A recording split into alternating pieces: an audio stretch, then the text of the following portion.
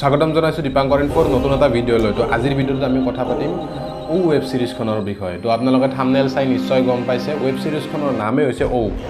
ও বুলি ক'লে আপোনালোকৰ মনত কি আহে? এটা টেঙাৰ বিষয়ে আহে। তো সেই ও টেঙাটোৰ দ্বাৰাই ধৰক বহুত ধৰণৰ ৰেচিপি বনাব পাৰি, স্পেচিয়েলি গাহৰি বা তেনেকুৱা ধৰণৰ বেলেগ বেলেগ ৰেচিপি বনাব পাৰি। তো এই চিনেমাখনত মেইন কেৰেক্টাৰটোৱে হৈছে ও। এই ও টেঙাটোক লৈ বিৰাট ডাঙৰ এটা ষ্টৰী আৰম্ভ হয়। ছাছপেন্স থ্ৰিলাৰ এখন ৱেব ছিৰিজ এইখন। যদি ৱেব ছিৰিজখন আপোনালোকে চাব আৰম্ভ কৰে, 2টা বা 3টা খণ্ড যদি চায়, তাৰপাছত আপোনালোকে গোটেই 8টা খণ্ড চাব লাগিব এই ৱেব ছিৰিজখনৰ। তো এনেকুৱা লেভেলৰ ষ্টৰী এই ৱেব ছিৰিজখনৰ। এই ৱেব ছিৰিজখনক যদি মই তুলনা কৰিব যাওঁ, এই ৱেব ছিৰিজখনৰ ষ্টৰীটো কেনেকুৱা? এতিয়া আপোনালোকে যদি দৃশ্যম চাইছে, দৃশ্যম 1 আৰু দৃশ্যম 2 চাইছে, তো ঠিক তেনেকুৱা ধৰণৰে এটা ষ্টৰী, মানে ছাছপেন্স থ্ৰিলাৰ চব আছে, মাৰ্ডাৰ গোটেইখিনি আছে, আপোনালোকে গোটেইখিনি পাব। আৰু এতিয়া মই আপোনালোকক অলপমান ষ্টৰীটো কৈ দিওঁ। এই ৱেব ছিৰিজখনৰ কাহিনীটো এনেকৈ আৰম্ভ হয়। এটা সৰু ফেমিলি থাকে, তেখেতসকল আদিবাসী ফেমিলি হয়, আৰু তেখেতসকলে মানে চাহ বাগান বা তেনেকুৱা ধৰণৰ কাম কৰি জীৱন নিৰ্বাহ কৰে।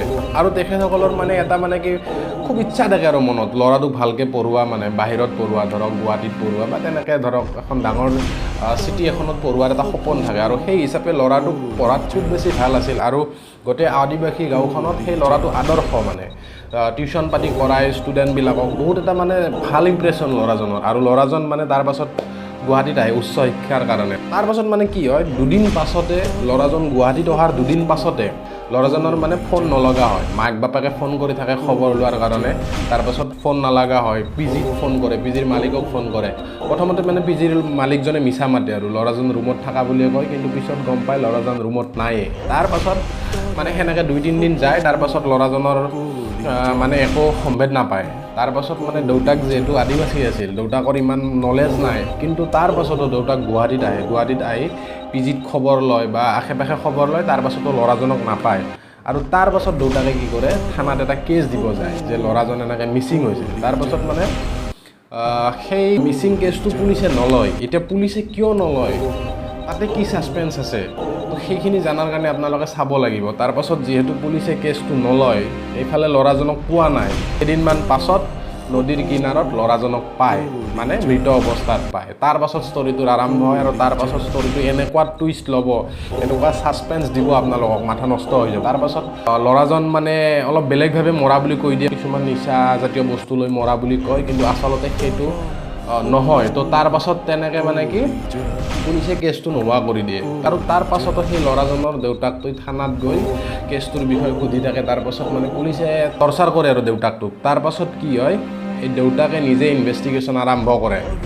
ল'ৰাজন কেনেকৈ মৰিল, কেনেকৈ নোহোৱা হ'ল, কি হৈছিল তাৰ লগত আচলতে। তো গোটেইবিলাক ইনভেষ্টিগেশ্যন আৰম্ভ কৰে দেউতাকে। আৰু দেউতাকে সেই ইনভেষ্টিগেশ্যনটো আৰম্ভ কৰাৰ পাছত মানে মেইন আপোনাৰ সেই ছাছপেন্সৰ ষ্টৰীটো আৰম্ভ হয়। আৰু তেখেতে কেনেকৈ ইনভেষ্টিগেট কৰে, কেনেকৈ মানে সেই ল'ৰাজনৰ মৃত্যুৰ পাছত কি ৰহস্য আছিল, মাৰ্ডাৰে হৈছিল নে সঁচাকৈ মৰিছিল, তো সেই গোটেইবিলাক বস্তু মানে বাপেকে ইনভেষ্টিগেশ্যন কৰে। আৰু কৰাৰ পাছত মানে গম পায় ল'ৰাজনৰ মাৰ্ডাৰ হয়। আৰু মাৰ্ডাৰটো কিহৰ কাৰণে হয়, এটা ঔৰ কাৰণে হয়। তো আপোনালোকে ভাবি চাওক, সেই ঔটোৰ পাছত এনেকুৱা এটা ছাছপেন্স আছে, এনেকুৱা এটা ষ্টৰী আছে, আপোনালোকে চালি মানে হতভম্ব হৈ যাব শেষত। মানে কি ভাবি আছিলে, কি হৈ গ'ল ষ্টৰীটো, এনেকুৱা মানে। কিন্তু সেই ঔটোৰ লগত মানে এটা বাপেকৰো ৰিলেশ্যন থাকে আগতে, বাৰু পুতেকৰো মাৰ্ডাৰ হয় সেই ঔটোক লৈয়ে। এতিয়া মানে কথাটো হৈছে কি, আমাৰ অসমীয়া মানুহবিলাকে কয় যে অত্যাধুনিক মানে সা সৰঞ্জাম নাই, একশ্যন নাই, বা ধৰক আপোনাৰ ষ্টৰী ভাল নহয়। কিন্তু মানে কি, এতিয়া কথা হৈছে ষ্টৰী যদি ভাল হয়, আৰু যদি ডাইৰেকশ্যন ভাল হয়, আৰু কেমেৰাৰ যদি এংগল পাতি ভাল হয়, তো অত্যাধুনিক আপোনাৰ সা সঁজুলি নালাগে বা একশ্যন নালাগে। এনেই মানে এখন ৱেব ছিৰিজ নাইবা চিনেমা ভাল হৈ যায় যদি ডাইৰেকশ্যন ভাল থাকে, কেমেৰাৰ এংগল ভাল থাকে, ষ্টৰী যদি বহুত ষ্ট্ৰং হয়, আৰু যদি লগত এক্টিংটো যাই মানে এক্টিংটোক জাষ্টিছ কৰিব পাৰে, সেই মানুহজন যদি তাতে থাকে, আল্টিমেটলি মানে এখন এই ঔৰ নিচিনা ৱেব ছিৰিজ বা চিনেমা তেনেকুৱা ধৰণৰ এটা কাম মানে মানুহে চাব পাৰে। শেষত এটা কথা মই আপোনালোকক কৈ দিছোঁ, এনেকুৱা ধৰণে জাষ্টিছ দিয়ে দেউতাকে পুতেকক, তো সেইটো চাই মানে আল্টিমেট লাগিব। এনেকুৱা ধৰণৰ মানে শাস্তি দিয়ে যাই মাৰ্ডাৰ কৰে এই ল'ৰাজনক।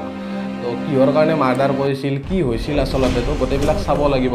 আৰু কেনেকৈ শাস্তি দি মাৰে পুতেকৰ মাৰ্ডাৰবিলাকক, মানে কি বস্তু ইউজ কৰে মানে নেক্সট লেভেলৰ আৰু আপোনালোকে চালে গম পাব ট্ৰেইলাৰটো যাই একবাৰ চেক কৰক তাতে আপোনালোকে ধেনুকাৰ দেখা পাব তো ধেনুকাৰৰ ব্যৱহাৰ আছে তাৰপাছত কিছুমান মানে বনৌষধিৰ ব্যৱহাৰ আছে তো সেইবিলাক কেনেকৈ ব্যৱহাৰ কৰিব গোটেই চাবৰ কাৰণে আপোনালোকে ৰিল ড্ৰামাত যাব লাগিব 8টা এপিছড আছে 2022ৰ মে' মাহত চাগে ৰিলিজ হৈছিল এই ৱেব ছিৰিজখন মানে গোটেইকেইটা এপিছড মই চাই মানে সঁচাকৈ এনেকুৱা ধৰণৰ কাম হ'ব পাৰে অসমত তো ফিচা তাৰপাছত চাওক কেনেকুৱা লেভেলৰ কাম হৈ আছে অসমতো শেষত মানে এটা কথাই ভাল লাগছে এনেকৈ যদি আমাৰ মানে ইমান ধুনীয়া কণ্টেণ্ট আহি থাকে তেতিয়াহ'লে মানে কি অসমীয়া ইণ্ডাষ্ট্ৰীৰ মানে গ্ৰ' হোৱাটো নিশ্চিত মানে আৰু এনেকুৱা লেভেলৰ মানে টেলেণ্টেড এক্টৰ এক্ট্ৰেছ আছে আপোনালোকে চালেহে গম পাব তেখেতসকলে ডাঙৰ পৰ্দাত এতিয়ালৈকে অহা নাই বহুত কেইজনে তো বহুত এনেকুৱা ধৰণৰ টেলেণ্টেড এক্টৰ এক্ট্ৰেছ আছে যিবিলাকে এতিয়া ৱেব ছিৰিজ বা অসমীয়া চিৰিয়েলত কাম কৰি আছে তেখেতৰ এক্টিংবিলাক চালে ভাবিব সঁচাকৈ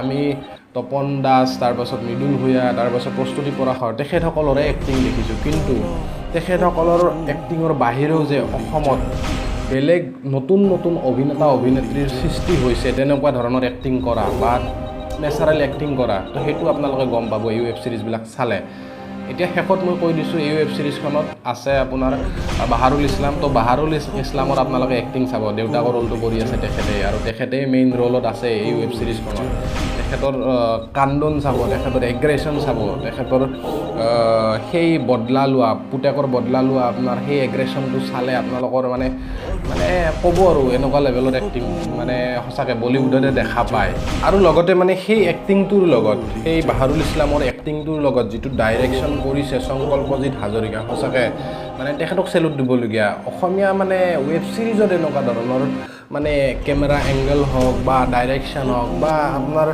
যিবিলাক একশ্যন পাতি দেখাইছে বা গোটেই ষ্টৰিটো মানে চালে আপোনাৰ মানে সঁচাকৈ ডাইৰেক্টৰজনক মানে একদম মানে বিগ চেলুট দিব লাগিব এই ৱেব ছিৰিজখনত নিগেটিভ কেৰেক্টাৰত কোন আছে গৌৰৱ বৰা আপোনালোকে নিশ্চয় চিনি পায় তেখেতে নতুনকৈ বহুত কেইখন ডাঙৰ চিনেমাত কাম কৰিছে তেখেত আছে ভিলেনৰ কেৰেক্টাৰত আৰু তেখেতেও মানে কি ধুনীয়া ৰোল কৰিছে লগতে কমল লোচন আছে কমল লোচনৰ মাজতে মাৰ্ডাৰ হয় বেছি সময় তেখেতে ৱেব ছিৰিজখনত নাথাকে যিসকলে চাই গম পাব আৰু লগতে সিদ্ধাৰ্থ মুখাৰ্জী আছে তেখেতে এজ এ পিজিৰ মালিক হিচাপে এটা ৰোল প্লে কৰে তেখেতে এই ৱেব ছিৰিজখনত অলপ মানে কমেডিৰ এটা হেৰি দিব ট্ৰাই কৰিছে লগতে তেখেতৰো এটা ভাল লিংক এটা আছে এই ষ্টৰিটো তেখেতৰ এটা ধুনীয়া ইম্পেক্ট আছে গোটেই ছিৰিজখনত শেষত মানে এটাই কথা কৈছোঁ আপোনালোকে যাওক ৱেব ছিৰিজখন চাওক মই 100% গেৰাণ্টি দিছোঁ আপোনালোকে ৱেব ছিৰিজখন চাই নিৰাশ নহয় আৰু যদি নিৰাশ হয় আহি মেলি কমেণ্ট বক্সত গালি দিব কমেণ্ট বক্স খুলি থোৱাই আছে বাকী ইয়াতে ভিডিঅ'টো শেষ কৰিছোঁ আকৌ এটা এনেকুৱা ধৰণৰ ভিডিঅ' লৈ আহিম আৰু লগতে যোৱা ভিডিঅ'টোত আপোনালোকক কৈ থৈছিলোঁ যে লোকেল কম্বো 3ৰ বিষয়ে আপোনালোকক কিছুমান আপডেট দিম তো